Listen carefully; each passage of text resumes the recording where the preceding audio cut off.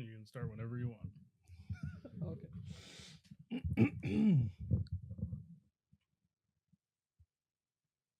Hello, everyone, and welcome back to another episode of Just Sayin. I am Shay, and holy shit, do we have a lot to talk about today. As always. And Jairus, why don't you give the people a little preview of what we're going to be discussing? Well, thank you, Shay. I really appreciate that intro. Hi, everybody. How you doing? How's the weather? How's your day hot. been? For us, it's hot as fuck. For a lot of the country, it's hot. It is freaking heat wave right now. That's right. But if you're hot or cold or somewhere in between, we appreciate you tuning into the show. And I'm going to give you the breakdown right now. Starting off, for Marvel fans, we got a lot of content to talk about. Avengers Assemble, as we have some Marvel talk, followed by sports news from around the world, then NASCAR racing weekend, and then we're going to go at the plate for our MLB discussion, then in the trenches for football, then we're going to chill a little bit, sit courtside for the NBA, and then face off at center ice to finish out the show with the NHL. Hell yeah. This weekend is a huge weekend for Marvel and the MCU. Starting off with Marvel here. Fantastic Four is coming out. We are going to see it next week. So once we do see it, obviously we will be discussing it. And as we've been talking about for a little while now, our Marvel only show will be coming soon. And right off the heels of Fantastic Four, I don't think there's a better time for it. But as we said last week, not only said, we promised. We're going to talk about Ironheart. We pinky promised. We pinky promised. We're going to talk about Ironheart. We finally finished the series. And, well, let's just dive right in. Jairus, your initial thoughts, reactions of this series as a whole. And after that, then we can get into how this ties into everything and what we think of the future. All right. Well, first off, we all knew that this show has been finished for 2 to 3 years now, and it's finally debuted like last month, a couple months ago. I thought even after all of that, it was great. Very well polished, held up very pristinely for me. I loved how, just like recent shows like Daredevil Born Again, how it stayed in its respective environment. We're set in Chicago, following Riri Williams, a very, very smart, brilliant inventor who, has some aspirations from Tony Stark and obviously Iron Man, building her Ironheart suit. Yeah, very well done. I thought the writing was great. I thought the overall tone, the underlying themes were very well done. They weren't forced or anything. Everything felt very, very natural, which I very much appreciated. The flow of the show, I thought the pacing was great. Honestly, I would go as far to say that it's probably in top 3 for me in terms of projects, at least on Disney Plus. In terms of Disney Plus series, I would put it top 3 for post Endgame projects. Oh, okay. So pretty high up there. Yeah, I liked how the main villain, Parker Robbins, is, he's not like a lot of these people in the show don't have special superpowers. They don't have, given abilities, and a lot of them are very flawed, pursuing their own interests. Even Riri. Even some out for themselves, and it really shows a great emotional conflict within the characters themselves and between the characters. So just to give a little basis, Parker Robbins, he is the Hood, which is a character in the comics. Yep. He is gifted his cloak, invisibility cloak, and has the ability to deflect bullets. And I'm sure there's a couple other things in it that are in there in terms of abilities, but that's mainly all that we see from him. But I don't want to spoil it right now, but he is given this cloak by somebody who is very important in the comics. Yeah. Before we get to that, I'll just give my thoughts as well. I thought it was a great show, a great series. I was really happy with how polished it was. Like you said, it's been sitting here for the last 2 to 3 years. So they've been working on it, and the visual effects and the CG, like it all looked really, really, really good. High quality, which is what we want from Marvel. It's what we expect. So it was very nice to see that even on a Disney Plus show, that's what came out.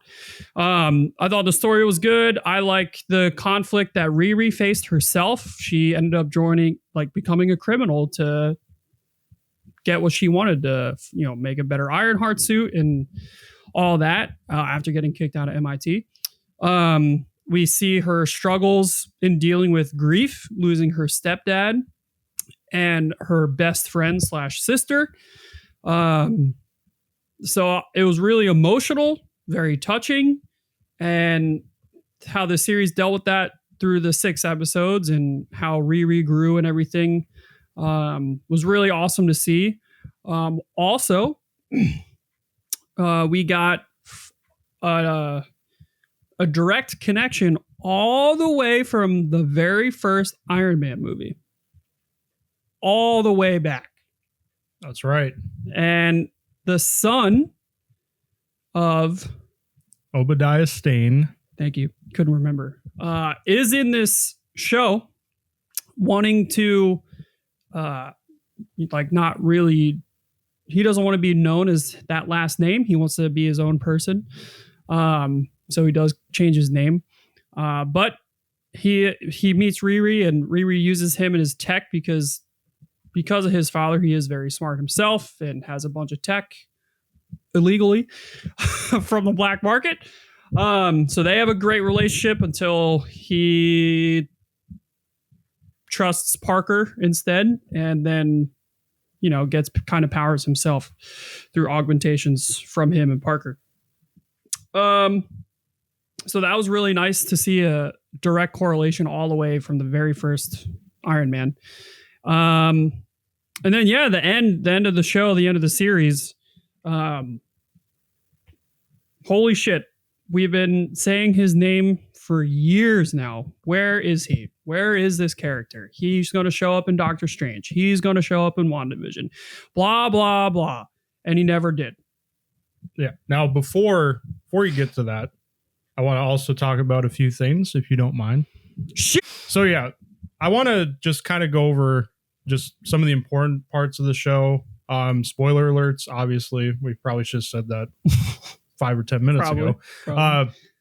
But basically the whole premise of Riri Williams, what she does.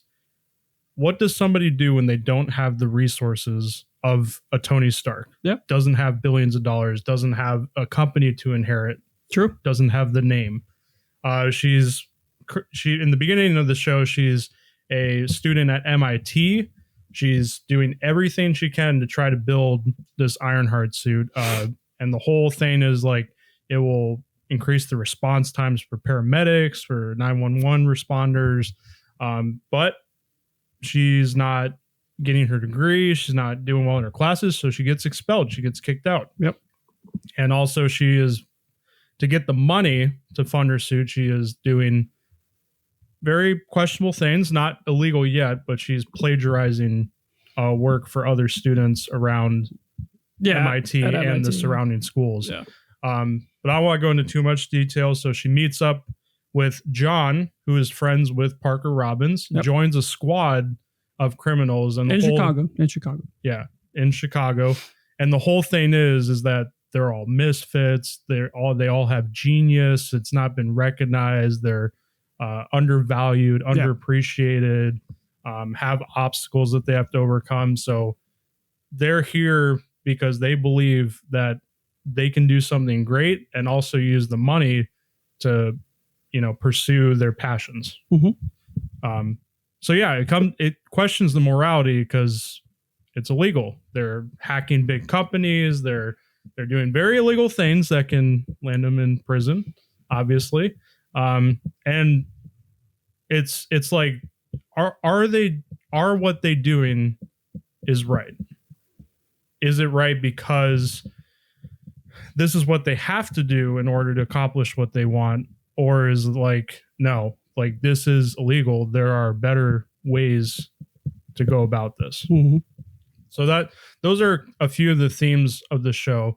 So, you know, they do the one heist, they get paid. The second heist, it goes all wrong. John ends up dying in the greenhouse from CO2 because security got triggered and all that. We see kind of how like Parker Robbins is not very truthful in his motives. You know, starts to really show throughout the show, like he's descending basically into madness, and nobody knows what he's really after. But yeah, John dies.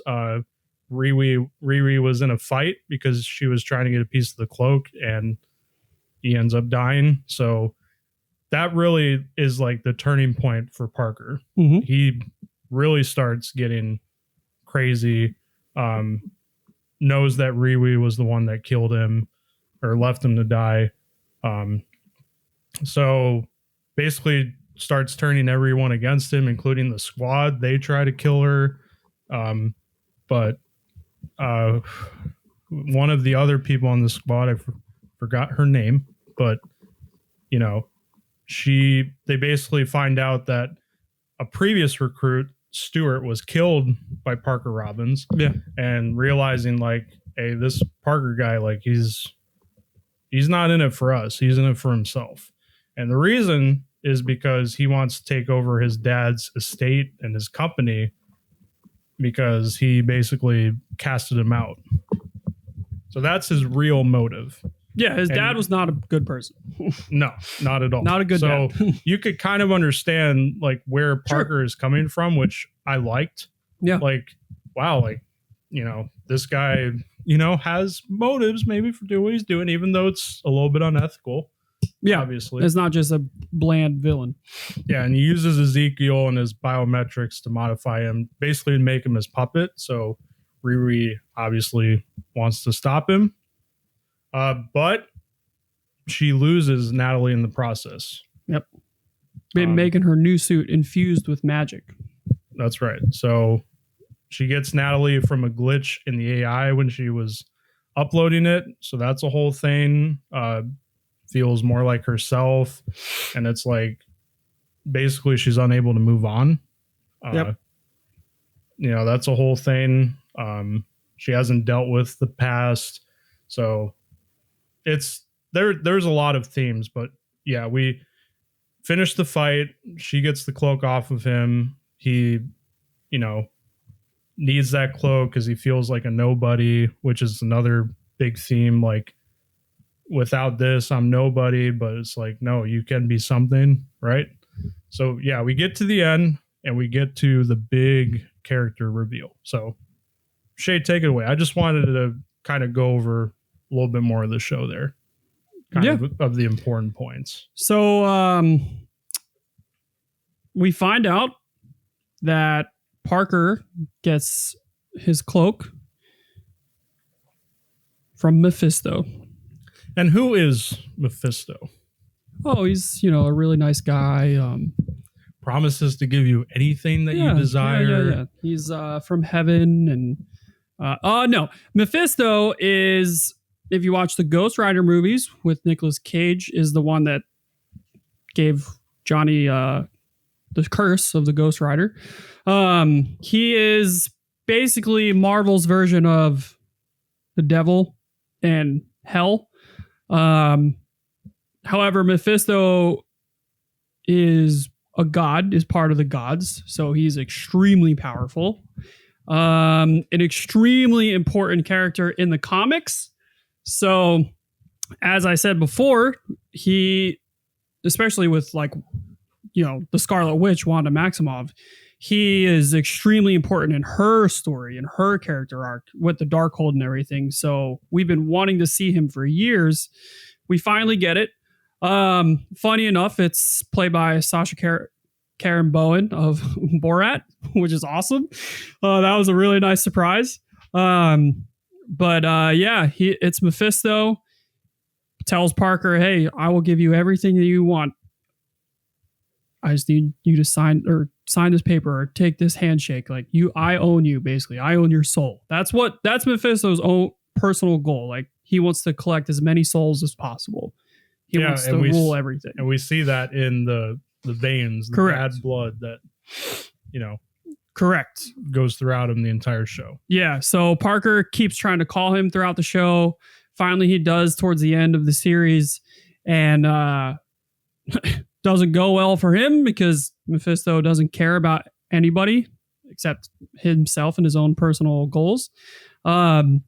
So what's really crazy is after Riri beats Parker, Mephisto's waiting for her in the same spot that he met Parker, down below where they were fighting. And the whole time I was like, there's no way. She's not going to fucking do it. Like, she's not an idiot. She's literally a genius, like extremely smart. Right from the get-go, he's going to do the same thing he did with Parker, offer her everything, anything she wants, just a small price, blah, blah, blah, blah, blah. There was just no way, right, Jared? She wasn't going to do that. I had the same exact impression. I did. I really did. But the show basically taught us that some people are just unable to move on from the past. Yeah. And it eats them alive. Yeah. The whole show, real thing. The whole show, she was doing whatever she could to get what she wanted. Landed Ezekiel staying in prison. Yeah. Basically killed people. Did heists. And also sold her soul to the devil himself. That's right. She took the deal. And she wanted Natalie back. But of course, she didn't specify the AI Natalie. So Mephisto makes it even worse for her because it's the real Natalie that comes back. But is it the real Natalie? Or is it? Honestly, that's one of the questions I have. Is it really Natalie? Is she the same person? Because as we all know, Mephisto likes to play trickery. Mm-hmm.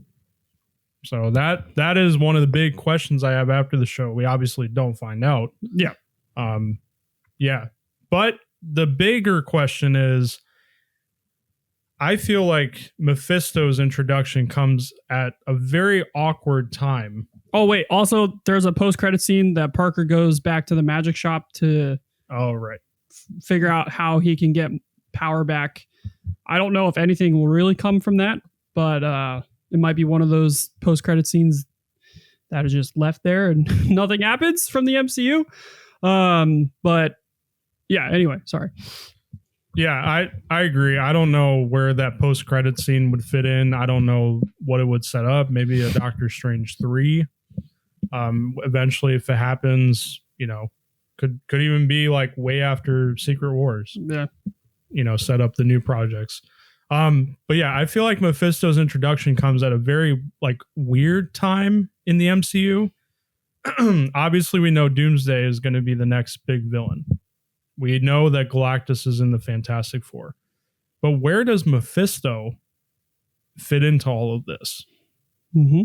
That is the question. And I feel like it's a little bit of a problem because are they going to have too many things that they need to focus on, which has been the question on this podcast for a very long time with Doomsday and Secret Wars. Where is he going to fit?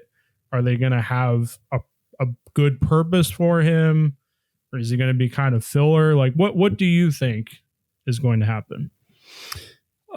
Well, I gave the show a lot of credit for being done for the last 2 to 3 years. I think it fit in perfectly with no problems whatsoever with everything else going on, because it was its own little side story, its own standalone story with Riri Williams. However, the worst problem from the show is, as you said, where does Mephisto fit? I honestly, I think this is going to be a plot hole moving forward. I don't think Marvel can have him be a part of Doomsday and Secret Wars without making him look so small. Doctor Doom is the big villain. We already know that.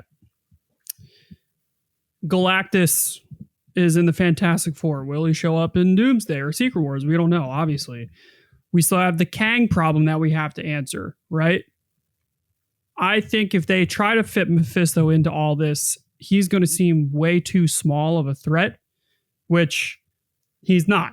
He's the devil, basically. So he's an amazing threat against the planet and everything. So I worry that it's going to be a plot hole moving forward, and he may not come back until after Secret Wars even, which by then that might be too long. You know, I don't know.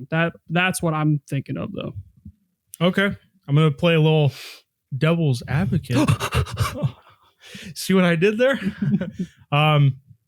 So in my opinion, because it's been finished for a couple years now, I feel like if they wanted to pivot away from Mephisto, that they would have found some other way to maybe explain it off without him in it.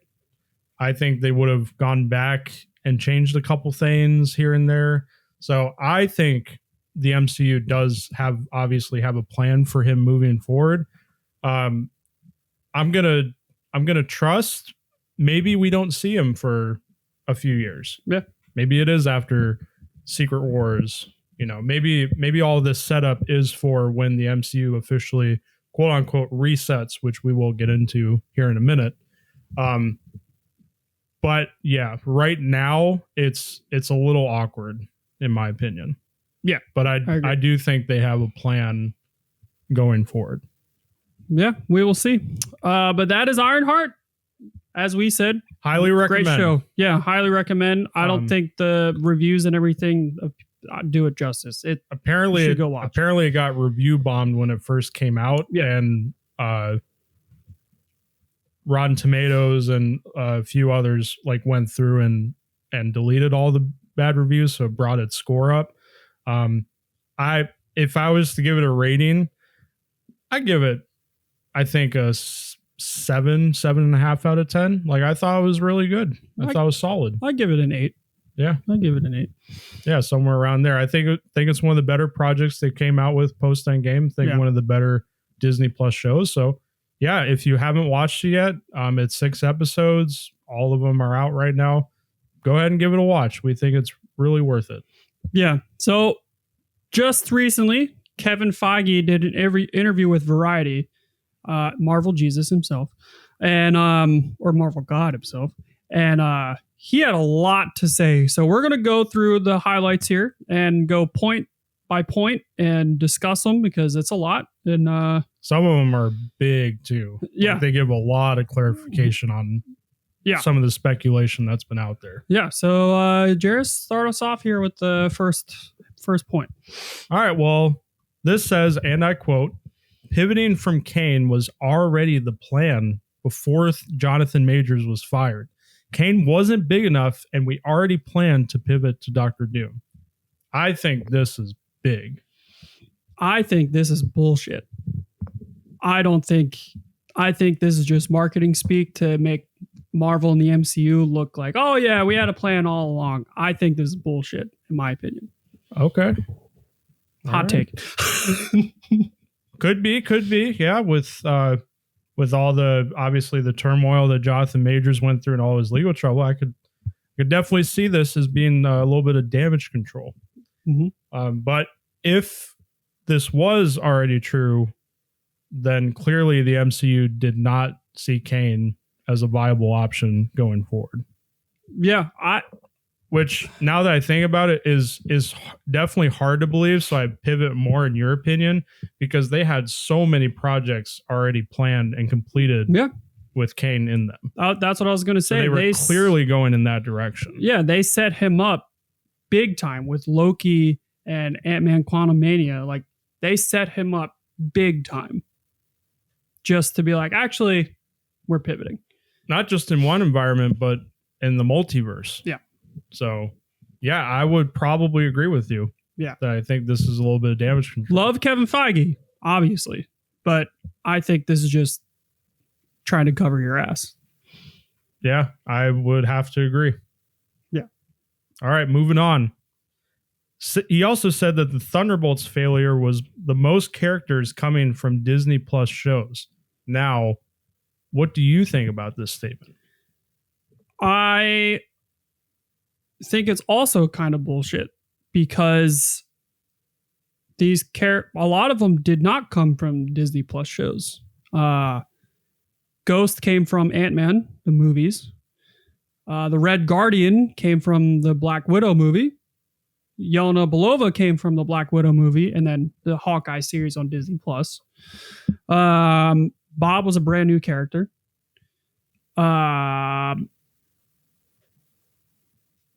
Taskmaster, even though Bucky's been in everything, yeah. And Taskmaster, even though she was only in the very beginning and then died, she was also the Black Widow movie. So I don't think that holds any truth either. Yeah. If this were true, because I've seen a lot of stuff recently about how Disney Plus, in terms of quality, has kind of gone down in last year. A lot of people were saying that the reason Thunderbolts failed and not a lot of people saw is because a lot of people just didn't want to see a bunch of side characters. Right. That I think is the more plausible. Coming together. Like there was no Captain America, Iron Man-esque person, which like I can understand, but I don't think because they're just side characters doesn't mean that they hold value. I agree. I think that's more plausible though than saying, well, most of these are from Disney Plus shows when that's not true. Now, maybe he's saying this, and this is just like my opinion or theory. Maybe he's saying this because Disney has wanted the MCU to basically just pump out content for Disney Plus shows. Maybe he's saying this to try to convince the public or investors that, hey, this Disney Plus thing is not the direction we want to go in. This is not great. Maybe. So, yeah, this could also be another sort of damage control situation. I could see that. Yeah.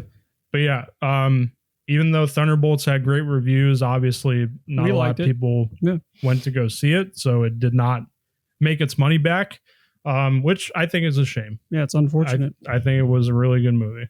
And like we said before, Fantastic Four is going to do well. And it's not because it's not going to be a great movie, but we haven't seen the Fantastic Four on the big screen in over 10 years. Yeah. So that right there is going to draw butts into the seats. Exactly. Moving on to the next quote here from Kevin Feige's interview with Variety. He said that Spider-Man 4 will be about street level crime and much more grounded, which we've been saying we want for a long time now.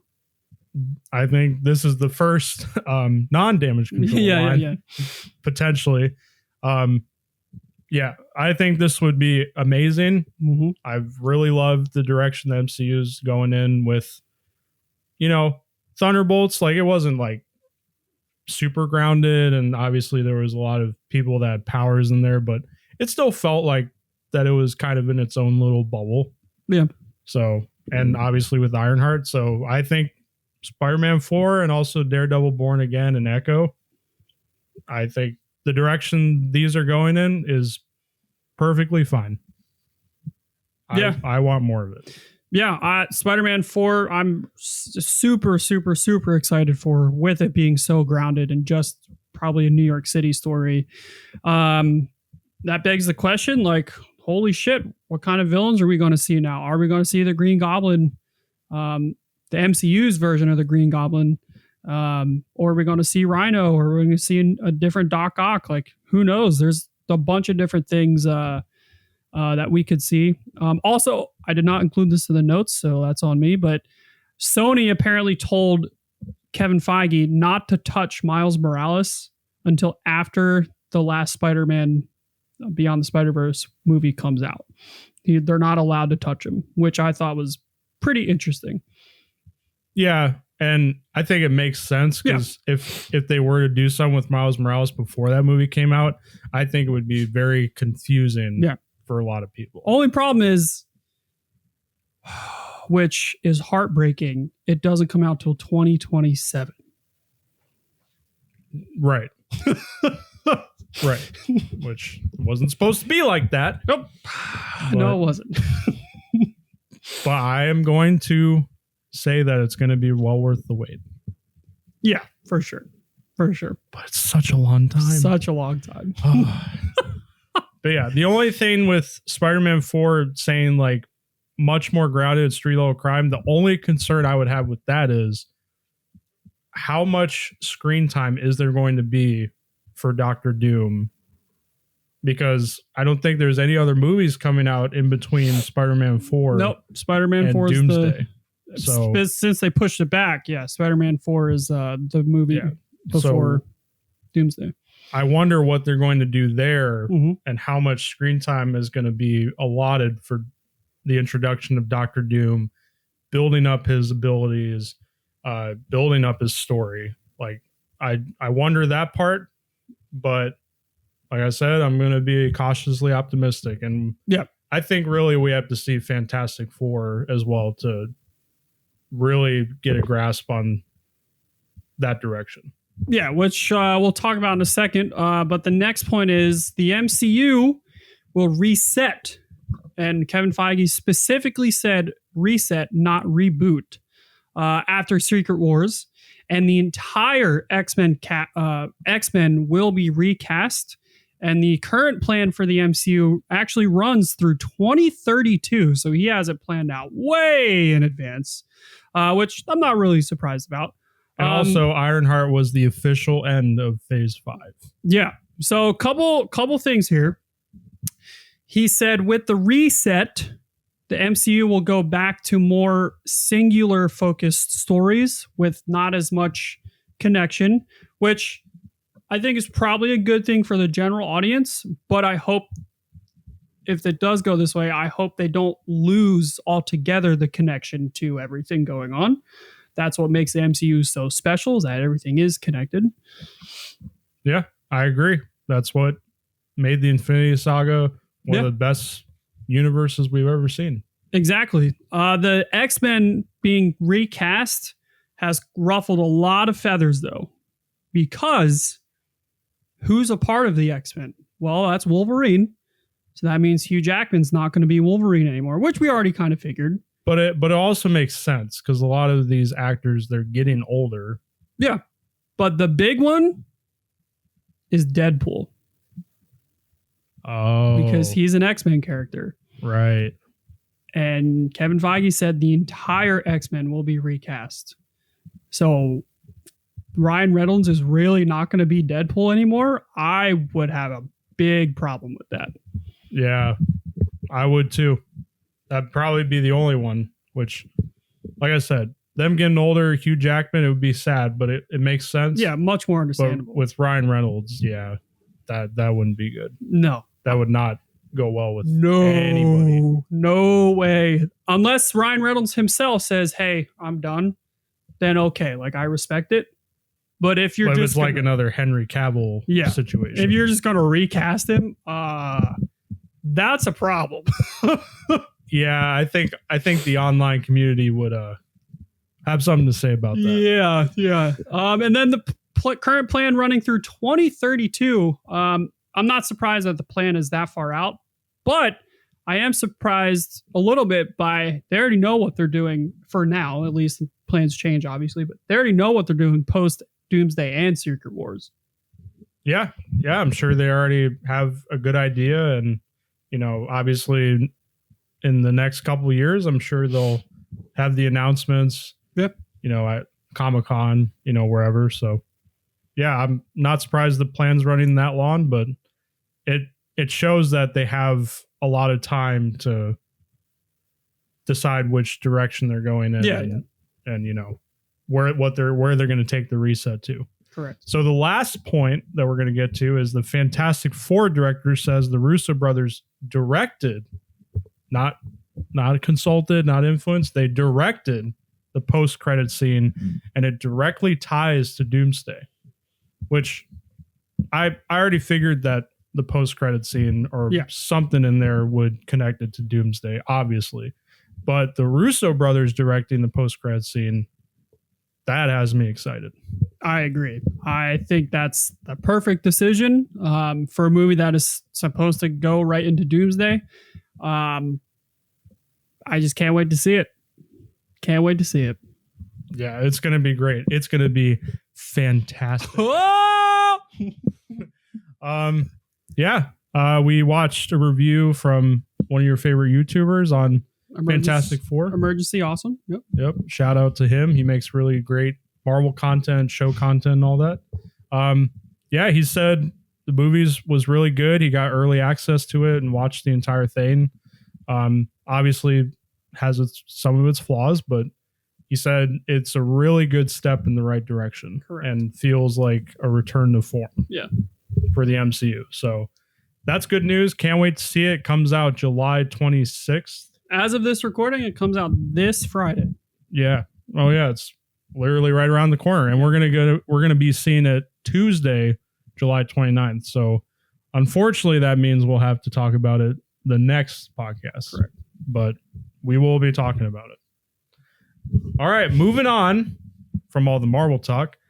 Just a quick sports news point, because a lot of the stuff was in other sports, so it's on other categories. But we wanted to give a quick shout out to Scotty Scheffler, because he won the Open Championship and his fourth major title.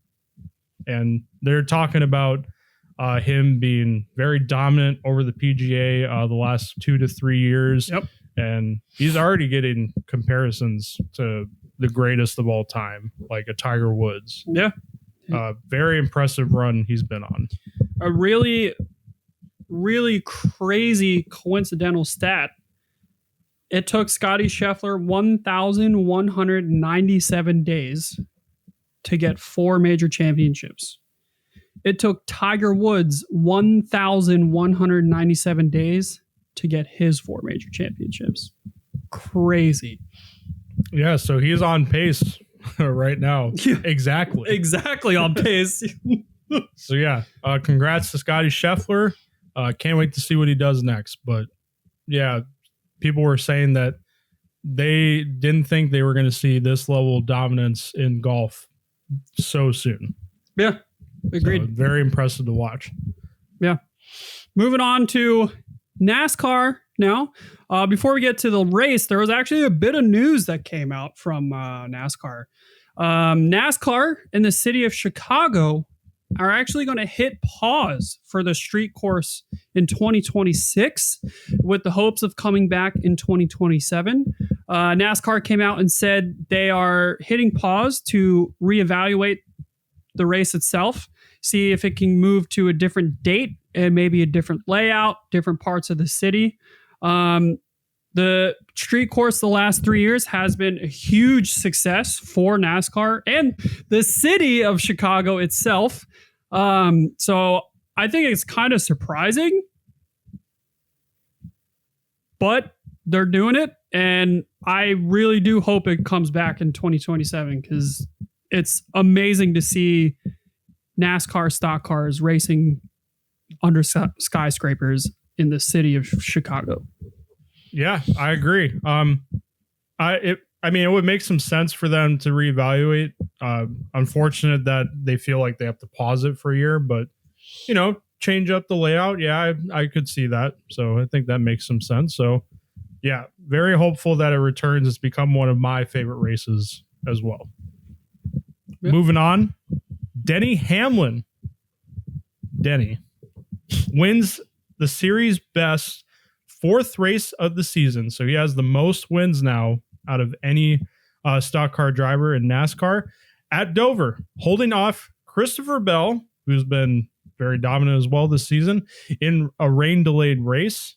Congrats to Denny Hamlin. But obviously, as always, it's all about the playoffs. Yeah, he does great in the regular season every year, but the playoffs just comes up short. He's the Austin Matthews of NASCAR. And the next race is the Brickyard 400. We're getting closer and closer to the start of the playoffs. So we'll start giving more frequent standings updates, talk about who needs to get in, who doesn't, who we want to see in the chase for the cup. So look forward to that. But we're going to move on now to baseball. Shay, you are up at the plate. Swing and a miss. Story of my life. Anyway, the All-Star game happened, and let me just tell you, because hockey didn't have an All-Star game this year. And will not have one next year. Correct. 7.1 million viewers for the All-Star game, compared to just over 4 for the NBA All-Star game and just under 4 for the Pro Bowl in the NFL. As I keep saying, the best All-Star game in all of sports. And it's not even close. Not even close. It was awesome. It was great. I love, especially recently, I love the access that they give you during the game itself. Like, they mic'd up Clayton Kershaw while he was out there pitching in the game. And the announcers were talking to Clayton Kershaw, and it was awesome. Love to see it. So it just doesn't get any better than the Midsummer Classic with baseball. So the game for the first time ever was actually tied after the 9th inning, 6-6. And for the first time ever, we had an overtime. We went to a swing off, where each manager of the American League and the National League picks 3 batters to bat, obviously. Whoever hits from each league, like the league total, whoever hits the most home runs wins the All-Star game. And Kyle Schwarber from the Philadelphia Phillies saved the National League and beat the American League in the swing off 4-3 to give the National League the win in the All-Star game. And holy shit, was it electric? Like I said, no better All-Star game out there. It is the best. Just wow. Awesome. Yeah, very impressive. I didn't unfortunately watch it because I didn't realize how late it started. Yeah. It started at 8 o'clock and it went until over 12 a.m. midnight Eastern time. So I didn't watch it. I did watch the highlights though. Very fun. I love the outfits, how it has every respective team. They went back to it this year. The last few years, the American League had their own uniform. National League, they used. I think that's how it always should be. Oh yeah, the NHL better. just has the Eastern and Western Conference with a little patch for their team. No, I love the personalized outfits. Yeah, like, oh my god, I wish the NHL would do that, but they won't. Yeah, yeah, but successful All-Star game as always, and like we said, best All-Star game in all sports. Yes. So coming out of the break, games resumed July 18th. The Rays won 2 out of 3 against the Orioles, 11-1, 4-3, and then lost 5-3 in a rain-delayed game. Then we had the White Sox, and we lost to them 8-3 last night. And the White Sox have actually won quite a few games coming out of the break, and this is what we've talked about with the break. A lot of the top teams might start to fumble after the break, and a lot of the bottom teams with that rest might start to come back up. Yeah, exactly. The Milwaukee Brewers are the best team in baseball because the Tigers have struggled coming out of the break. The Brewers have won 11 straight, 2 away from tying their franchise record of 13. And like I said, they have the current best record in all of baseball. The Red Sox, though, we lost 2 out of 3 to the Cubs. I'm not too surprised. The Cubs are one of the better teams in baseball. Then last night, playing the Phillies, we lost in the 10th inning. And for the first time, in true Red Sox fashion, for the first time since 1971, a game was decided because of catcher's interference. Oh, yeah, I saw that. And if you don't know what catcher's interference is, that is when, not on purpose, it's never really on purpose, but when the catcher just extends his arm out a little too far to catch the ball from the pitcher and the batter's bat hits the catcher's mitt or hand or arm, and that is an automatic walk. And the bases were loaded at the time. So, wow. Catcher's interference, first since 1971, true Red Sox fashion, we lose the game 3-2. That sums up the season right there. Yeah. 10 game winning streak going into the break, come out, not doing great. Yeah. You know, so back to being mediocre. We'll see. Mediocre. Not that we've looked bad to start the second half so far. We've stayed pretty similar, but our offense was really quiet the first 2 games. We're just non-existent. But now we started to pick it up. But yeah, it's just a shame, you know. I don't like to make history like that. 1971. It's a long time ago. What an ending, though. Yeah, what an ending. Say, a special ending there. Oh, God. Yeah. Yeah. And the trade deadline is only in about 9 days. Yep. I believe. Yep. 9 days. July 31st. So, yeah. Shay, what do you want to see from the Red Sox during the second half of the season? And don't say playoffs, because that is every team's goal. That's the easy answer. Well, that is our goal after being perfect 81-81 last year for certain. But I want to see us continue winning series like we were. We won 4 straight before the break, 10 straight games, obviously, but 4 straight series. As long as we keep winning the series, 2 out of 3 or 3 out of 4, or even if we split a 4-way series 2-2, like if we keep chanting that together, we'll be right there to make the playoffs. Our pitching has been great. Our offense needs to get hot again, which it started to the other day. But honestly, like I said, last week, I think, when we kind of discussed the trade deadline a little bit, if we get rid of Jarren Duran, I will be absolutely heartbroken and destroyed and really upset. But I don't know if we really need anyone else except maybe another pitcher to help with our starting rotation or in the bullpen.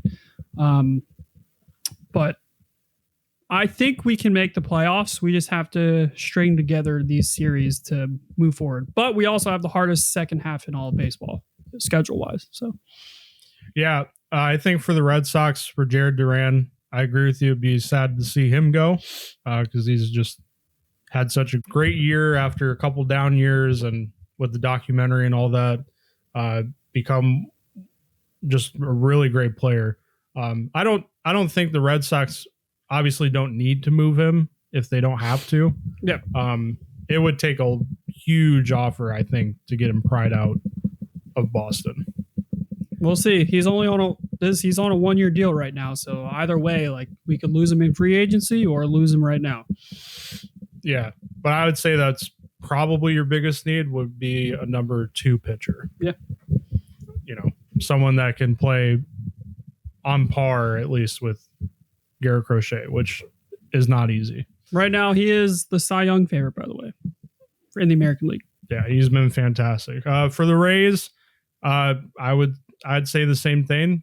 As long as we can find what we had in June when we were one of the best teams in baseball. July wasn't very friendly to us, and coming out of the break, we've been at 500 so far, but we have a relatively easy schedule. We play the White Sox again after this series. We play the Blue Jays twice, play the Yankees, play the Athletics. But all in all, not a very tough schedule. I would say right in the middle of the pack. We definitely need, in terms of position, we need an outfielder. Mm-hmm. We've been very weak at that position there. I don't think a lot of guys have knocked it out of the park in terms of performance, but I think overall we have a really good, solid team. Yeah. So I think we can make the playoffs, but in my opinion, I don't think we have the high end power to go on a run or compete with other teams in the AL. But I think the important thing for me is even after this season that we get that sale done. We see where direction the franchise is going in. Get some stability. Yeah, exactly. I think that's the most important thing. So it'd be great to make the playoffs, but for me, September, the sale, the off season, next season, I think is more important. Yeah. Okay. So yeah, that's the MLB. We'll obviously be keeping up with that almost every week, as always, before football starts. How's that fantasy league coming on, by the way? It's not right now. Been way too busy. Hopefully touch on it again this weekend, but we'll see. All right. Oh, by the way, this weekend, we talked about it a month ago or whatever. It's Hunks and Heels here in our hometown in Florida. And if you guys don't remember, it's a great event for a fantastic family and fantastic charity that we deeply love. And 10 hunks from our community, 10 men get up on stage in heels and lip sync to a song. And it's all just to raise money for charity and be in somebody else's shoes for 3 minutes. And Jairus is performing. Can't wait to see him. I'm judging. So that's right. Awesome too. I flipped you $40. Yeah. A little bribe, make sure you give me a good score. He did not. But yeah, the song I'm doing is no. You won't find out because Shay doesn't want to. I can't know. Yeah. I gotcha. You thought.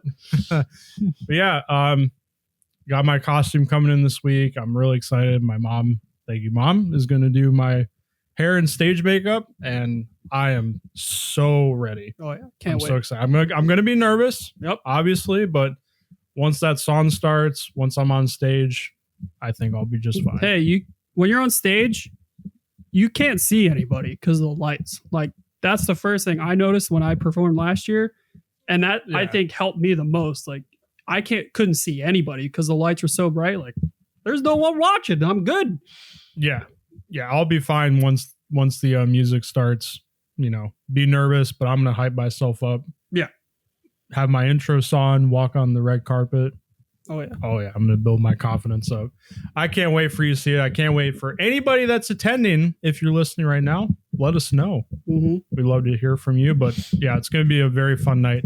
But we're gonna go ahead and take our break because we're already running very long here.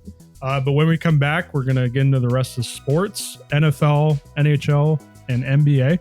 So thank you all so much for listening up to this point, and we will see you after the break.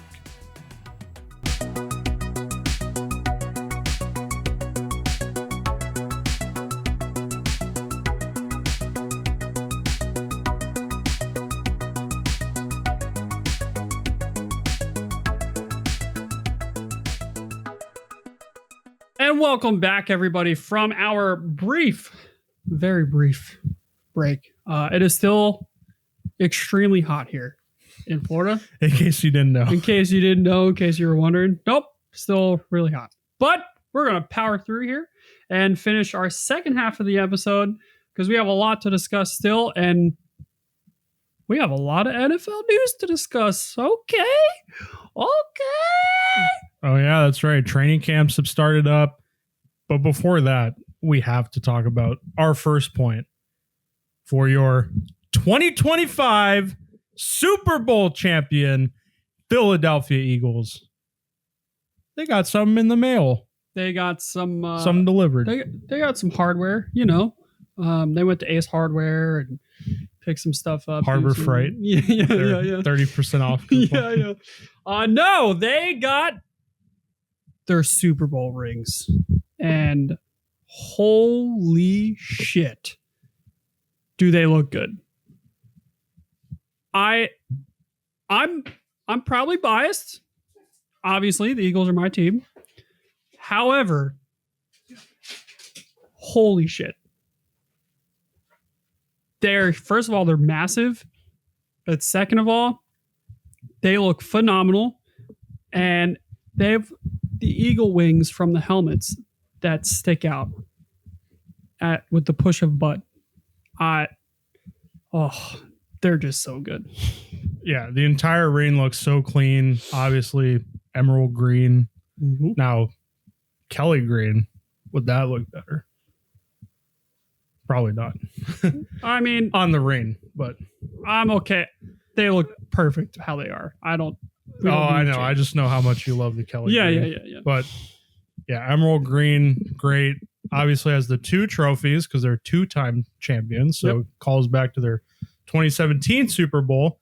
Has the beautiful logo, all diamond encrusted right on it.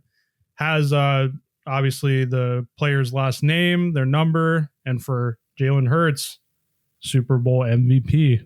Yep, it has the score for the Super Bowl game, which we all know the real score was 40-8, but it's fine, 40-22. Has the amount of, I mean, there's just so many details, which is great, but the amount of like emeralds or diamonds represent the amount of wins they had in the playoffs. The rushing yards isn't included in there, their record for rushing yards in a season, and it's just filled with detail.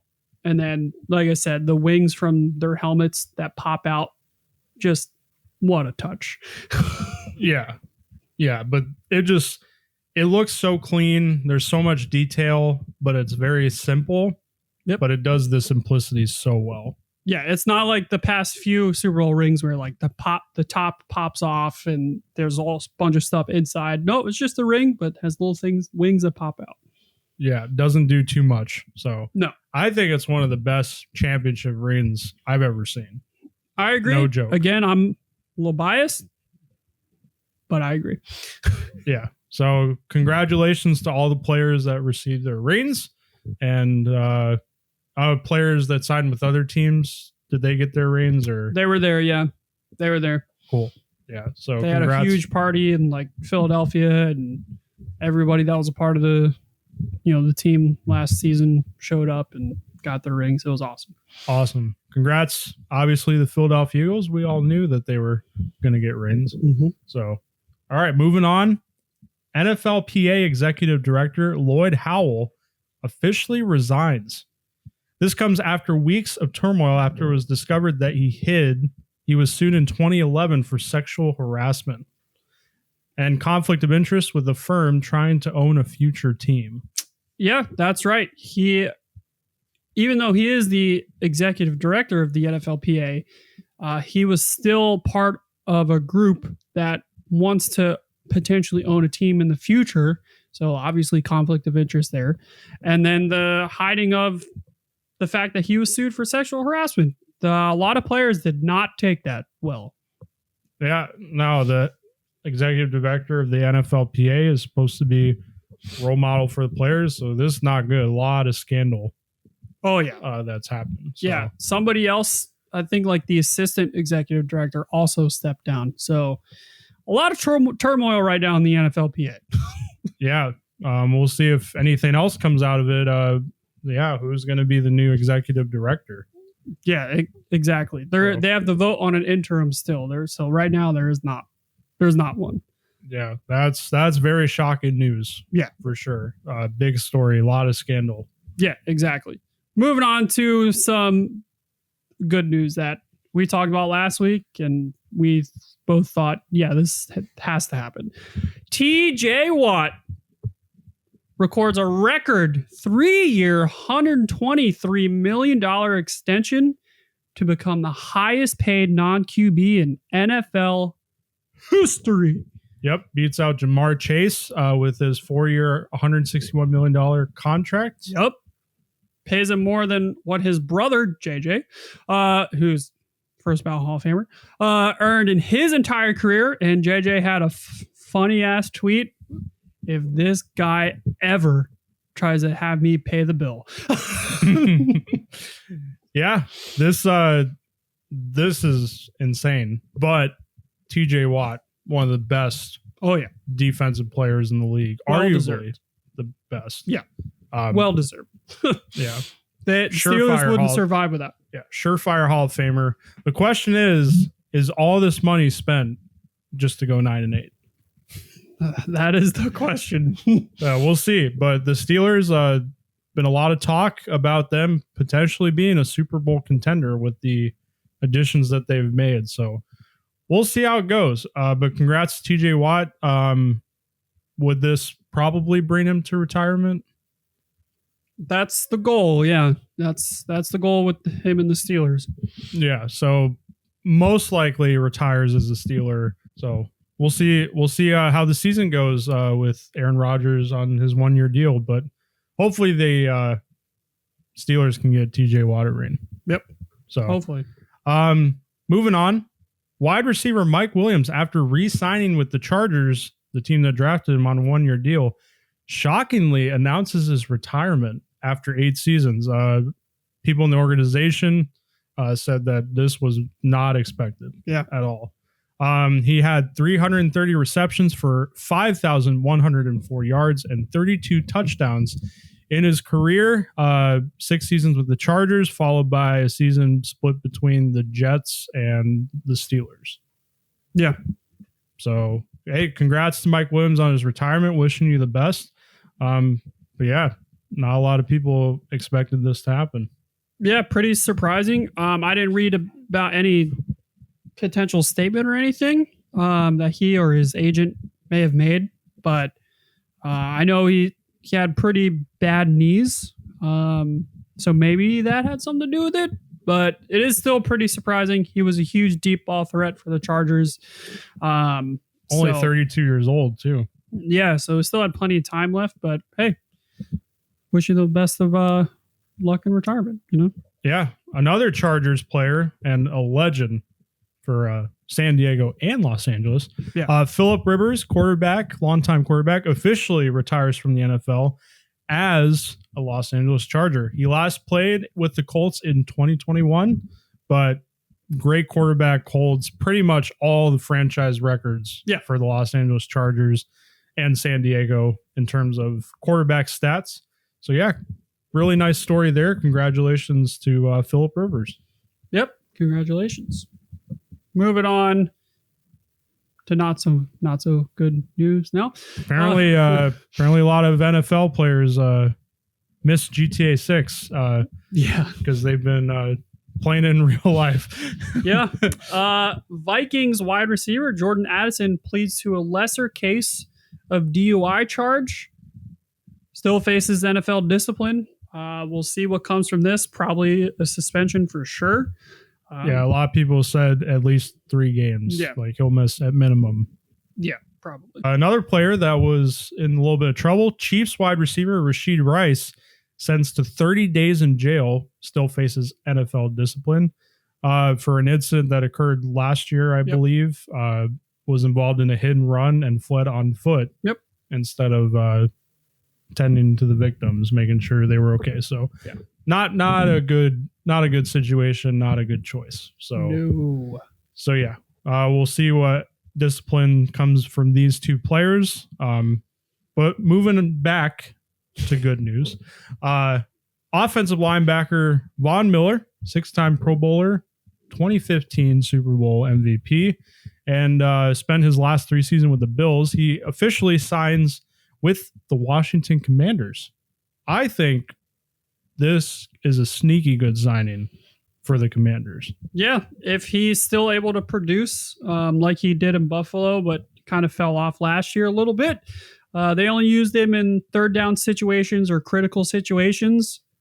He's getting up there in age for sure. So, but I agree. I think especially if it works out for him, for like how he's able to get sacks and pressure the quarterback, then yeah, this could be a very good sneaky signing here for Washington. Now, not good news. The Titans. We're going back and forth. The Titans quarterback, Will Levis, he's actually going to miss the entirety of the upcoming season after having shoulder surgery. He suffered an injury last year, but played through it, and it ended up getting worse. So he had surgery to repair his shoulder. Going to miss the whole year. And this sets up Cam Ward to start for the Titans. No official starter, but if you have a quarterback room that also includes Tim Boyle, I think Cam Ward's your guy. Yeah. No offense, We Boyle. But we make fun of Will Levis a lot. The meme machine provides endless highlights, and some of them not in a good way. Yeah. But are very funny. But hey, wishing you the best in recovery, Will Levis.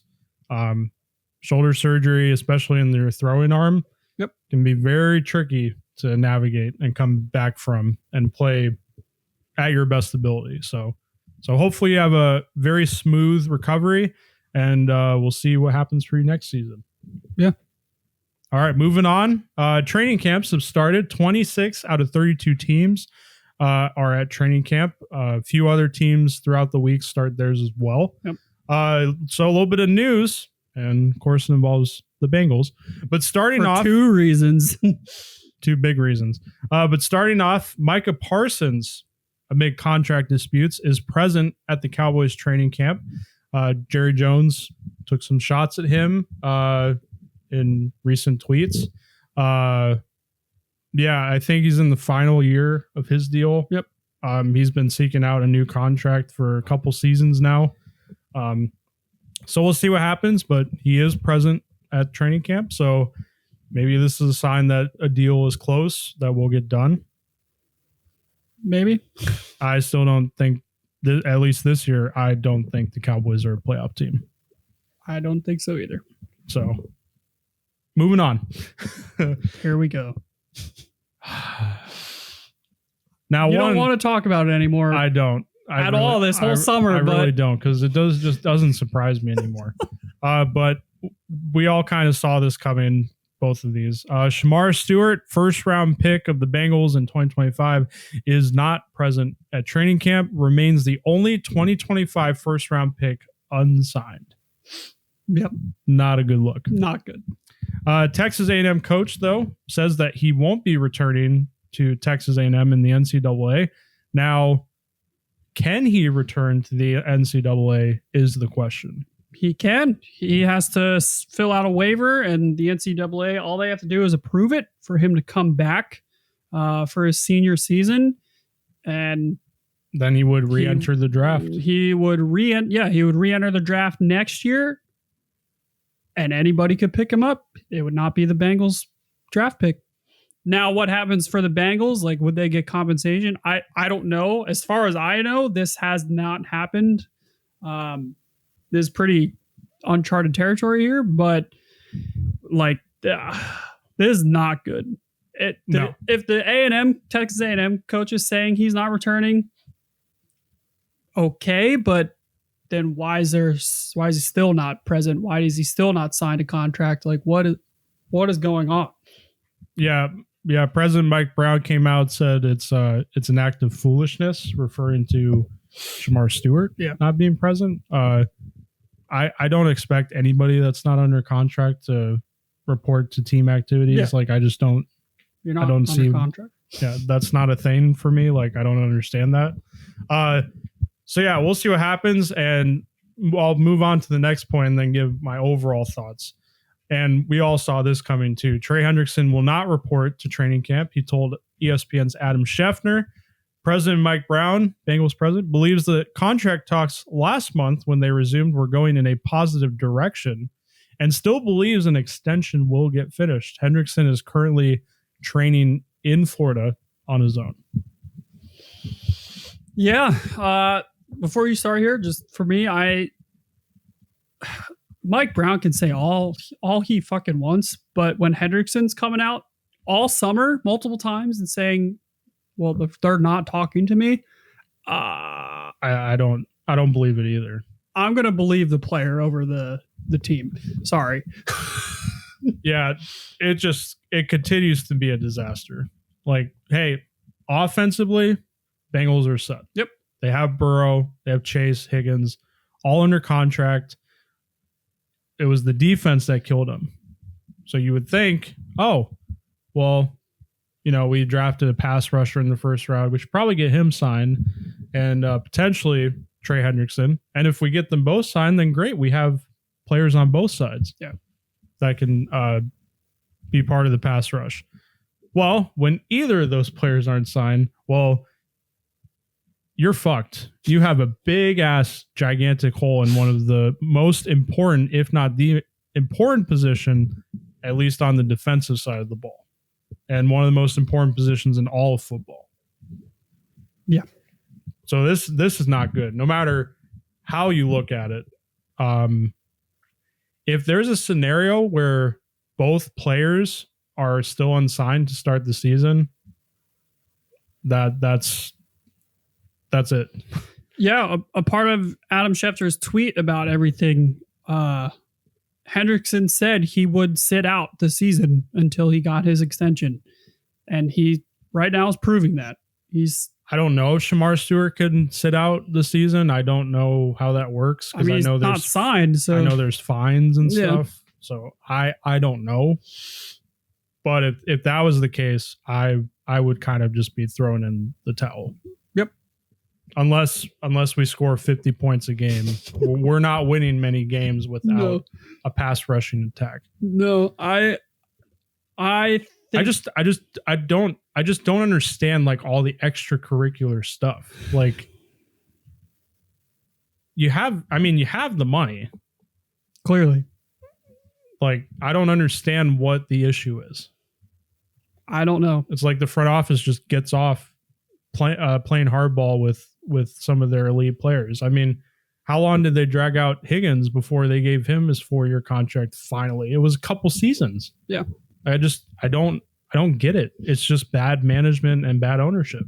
That's really all it comes down to. Yeah, especially this offseason. Like they already didn't look good with the Brown and Higgins stuff, but especially now this offseason, the organization looks awful. Yeah, and if the defense can do any better than what they did last year, we're a playoff team. We were right there. Yeah. But if we don't have a pass rush, forget about it. Yeah. Like offenses are just going to roll right through. Yeah. So, yeah, I don't know. If this drags on, I'm kind of going to throw in the towel for this season. Yeah. No matter how good Burrow and Chase and Higgins perform. I mean, you have to have a defense to win games. Correct. Exactly. So, and it's like, no matter how good your offense is, you're not going to score 50 points 17 games. Like it's just not almost impossible. It's just not happening. So the whole Shamar Stewart thing, I don't know like what his deal is. Maybe he's asking for too much. I don't know. But if he goes back and then you lose essentially a draft pick. And then we just wasted a first-round pick, exactly. Especially without compensation. Yeah. Then if Hendrickson walks, we're going to have to draft another pass rusher in the first round. So we essentially wasted a first-round pick. Yeah. Which in football is pretty valuable. Yeah. And with Hendrickson, he thinks he's worth more than whatever the Bengals think, and I would agree. Having 2 career back-to-back seasons. Yes, he's 30 years old, but he's not showing any signs of decline. And honestly, TJ Watt's deal just made it even worse for the Bengals. Yeah, exactly. They just made it even worse. Exactly. That's the problem with waiting to pay your star players. Yep. So now, if I was Hendrickson, I would dig in hard. Be like, hey, you don't want to pay me like TJ Watt and I'm a little bit younger? Fuck it. He can sit out the entire season. Yep. Like I won't play. He doesn't have to prove anything. Nope. Then he'll just walk right into unrestricted free agency and somebody else is going to pay him. Yep. And the Bengals with the get cap going nothing. up. Bengals get nothing if that happens. Exactly. I don't see any scenario in where this works out in management's favor. No. So what's the holdup? But yeah, at this point, like I could just get sick of it. Yeah. Anyways, we're going to move on to the NBA and all the NFL offseason stuff. We're going to be digging a lot more into August, obviously, giving maybe some player rankings, breakout rookies, all that stuff. But maybe the Bengals will have everything fixed by then. Hopefully. I'm not holding my breath, but yeah, we're going to move on to the NBA. because we're running long here. Starting off, the Summer League has concluded. I don't know how many people actually care about the Summer League, but we just wanted to mention it here. The Charlotte Hornets defeated the Sacramento Kings to win their first 2025 NBA Summer League tournament in Las Vegas. A couple players that impressed. All the Duke players pretty much. Con Newpol, Dylan Harper, Cooper Flagg, even though a couple of them only played a couple games, but we know how good they're going to be. And Portland's Yane Henson, number 16 overall pick, kind of criticized because was viewed as a second round pick. And Nikola Jokic, his name has already been thrown out to him in comparison. Jeez. 7'1" center. And over in China, they're loving it. He's getting a lot of press there, which is fantastic. Yeah, a lot of these players among the standouts. So really excited to see what they can do for the upcoming season. Yeah, and congrats to the Charlotte Hornets. You finally won something. Moving on, John Hollinger, I don't know, of The Athletic reports that LeBron was eyeing the Mavs before picking up his player option with the Lakers. Yeah, just a little bit more clarity because he didn't want to clarify earlier this month. But we knew he was looking at other teams. But yeah, this gives a little bit more clarity. So his picking up his player option did not come with giving it some thought. Yeah, like he wasn't on for sure. Yeah, I want to return to Los Angeles. I'm glad he did not sign with the Mavs because they would be hated even more. Yeah. God. Yeah. So yeah, a little bit more clarity on the LeBron situation. At this point, I don't expect him to get moved. Nope. I expect him to finish the season with the Lakers and probably going to be his last year. That's what I think. So, yeah, see what happens with LeBron. Moving on, a couple more contracts as we got into some news here. Pretty big week, actually. Bradley Beal and the Suns agreed to a contract buyout with almost $100 million remaining, being stretched out over 5 years. Beal gave back $13.6 million of his earnings. And yeah, just never really materialized for him in Phoenix, never really came into his own. But Bradley Beal signs a 2-year, $11 million deal with the Los Angeles Clippers. So the Clippers are continuing to load up for the upcoming season. Yeah, they absolutely are. And then Damian Lillard, Dame Time himself, even though there were some rumors he might be coming to Boston, but that didn't pan out, returns back home to the Portland Trail Blazers on a 3-year, $42 million contract after being let go by the Bucks. I think this is awesome. Returning back to Portland. This is a great story. It's perfect. Yeah, I love to hear that. He's going to be closer with family. Said he's very, very happy and excited to be back in Portland. Yep. So moving on, Boston Celtic as well. Marcus Smart and the Washington Wizards agree to a buyout. Smart signs a 2-year, $11 million deal with the Los Angeles Lakers. I do hate that. They got a great player. Yeah, Luka Doncic played a big role in recruiting him, reached out to him personally and said, hey, awesome. I'd love to have you. Great. Love it. And then finally, Chris Paul is going to reunite with the Clippers for his 21st NBA season on a 1-year deal. As we just said, the Clippers are loading up. Can this be the year?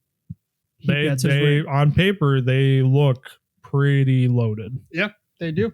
And for Chris Paul, I would say too, probably expected to be his final season in the NBA. I'd say probably. Yeah. He is 40 years old, but you never know. Never know. All right.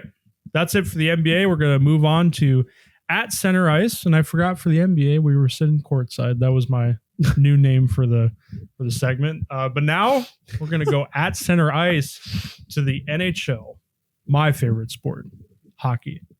I think I might have discussed this last week. I wasn't sure, but the Anaheim Ducks goalie and restricted free agent Lucas Dostal signs a 5-year, $6.5 million per season extension or per year extension to avoid arbitration.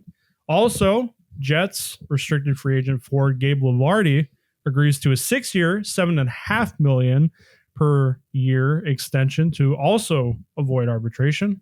And 7 players are left scheduled for arbitration hearings between July 20th and August 4th, including notables like Ford Capo for Seattle and defenseman Dylan Sandberg for Winnipeg.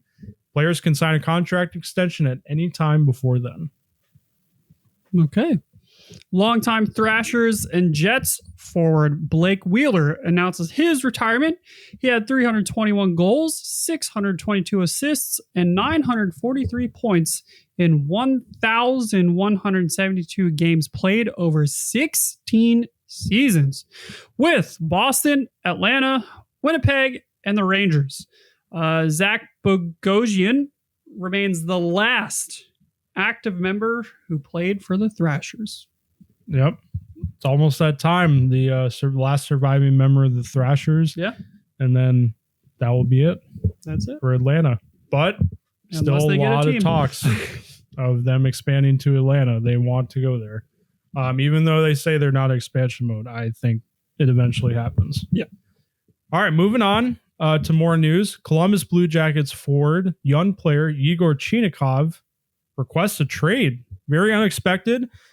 He cited disagreements between himself and head coach Dean Evison. And last season had his ice time drop towards the end of the season and was a healthy scratch at points.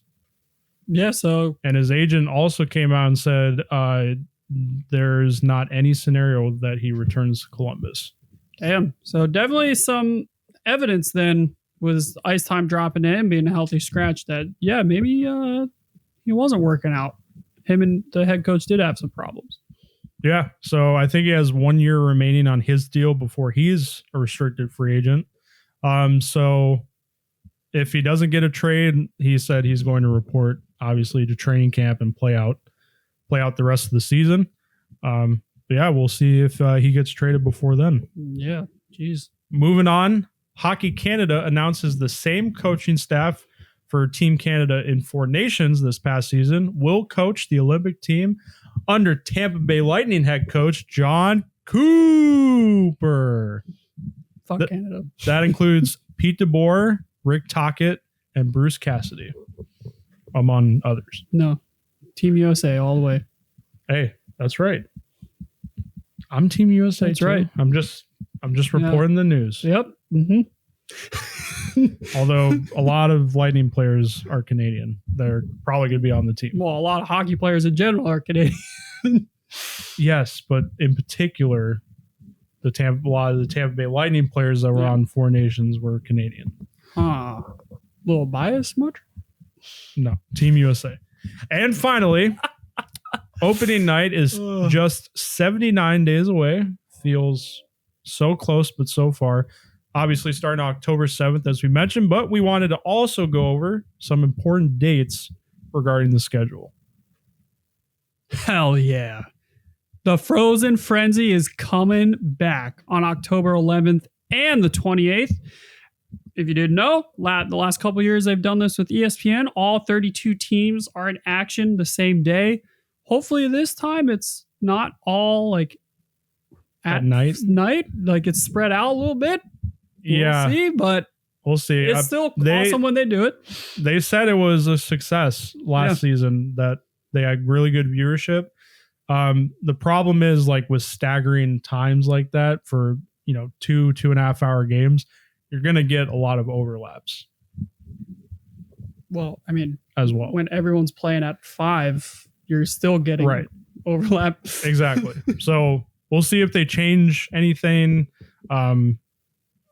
between now and then, but yeah, it is a little bit of a mess, but I like it. It's in the name, a frenzy. Yeah, exactly.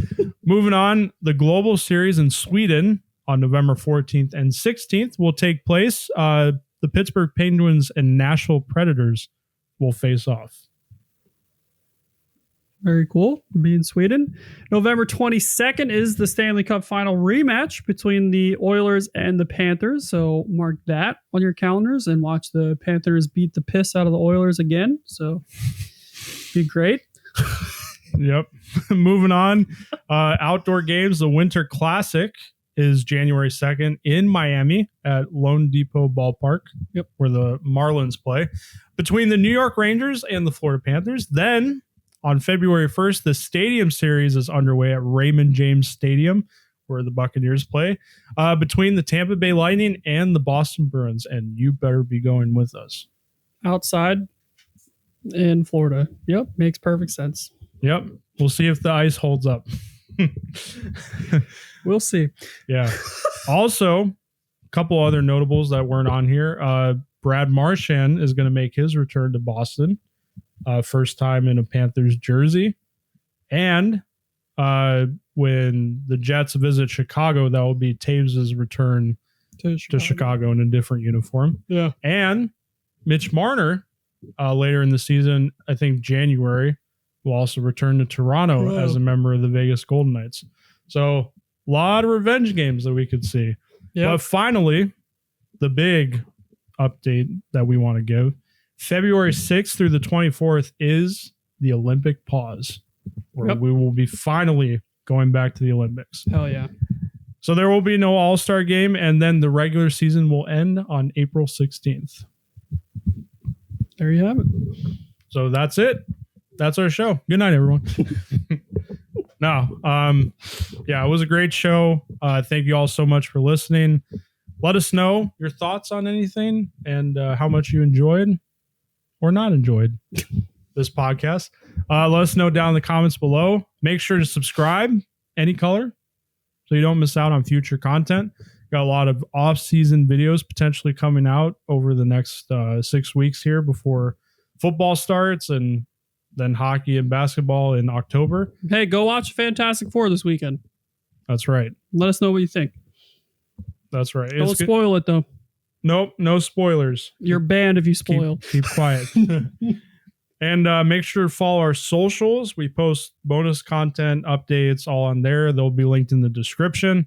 And make sure to like the video too, because it helps out with the old algorithm. That damn AI. But yeah, that is going to do it. Again, thank you all so much for listening to the entire thing. We know it was a long one, but we appreciate you. And we will see you in the next one.